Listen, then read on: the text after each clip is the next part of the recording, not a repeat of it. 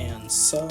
with interview concluded, I would like to point out how the depression and boredom is simultaneously equated to being almost a stifling force or a set of affects and sensations that seem to remove the individual from a sense of agency over how they choose to perceive the time that they're spending. And so, with that being said, I really liked the way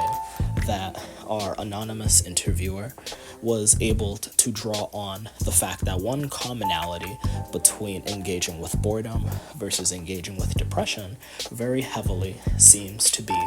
the cell phone.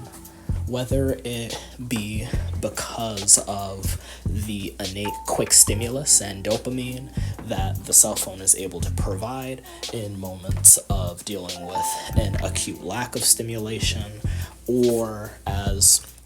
Anonymous had put it, the seeming easiness of the phone, and how when energy is so low, at the very least you can tap on a screen either to regain some semblance of control and success within your day. I think that does a good enough job of establishing how the phone is a very easy common equalizer surrounding all of these experiences.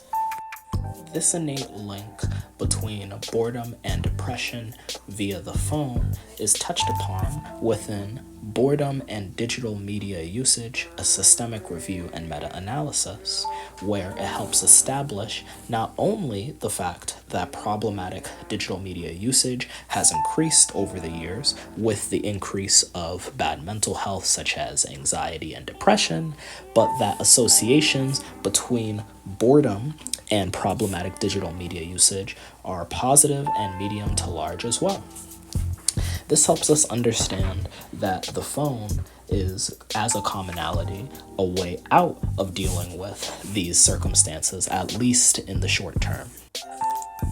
The study begins with identifying 59 empirical studies on the relationship between boredom and problematic digital media usage published since 2003, and essentially served to draw the tie between how people's engagements with having negative mental health and consequently boredom that arises out of the inability to engage with one's passions and hobbies leads to more problematic phone usage over time through either unnecessary and exorbitant amount of hours to potentially not being able to find comfort or satisfaction within life outside of the phone. And so it is only through establishing these links that we are better able to understand the broader impacts that these emotions have on our lives. Boredom, an emotion that is typically depicted to be unimportant and just uncharacteristically insignificant within the grand schema of our lives, could in fact be used to understand the ways in which we engage with our mental health on the front of depression and feelings of lacking in agency.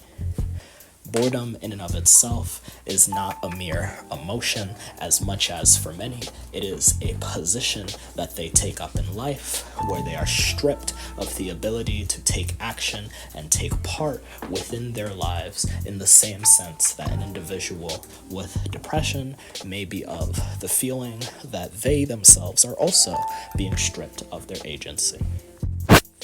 And so, as a result, whilst it is important that we do not falsely equate one feeling and sensation to the other, that we do, however, try to open up the conversation necessary on how exactly do these emotions get informed by one another.